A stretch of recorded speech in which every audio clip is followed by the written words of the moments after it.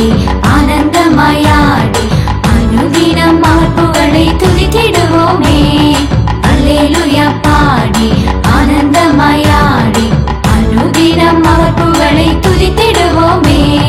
மேளம் கொட்டி தாளம் தட்டி பாடிடுவோமே. இயேசு அப்பா பிள்ளைகள் நாம் மகிழ்ந்திடுவோமே. மேளம் கொட்டி தாளம் தட்டி பாடிடுவோமே. இயேசு அப்பா பிள்ளைகள் நாம் மகிழ்ந்திடுவோமே.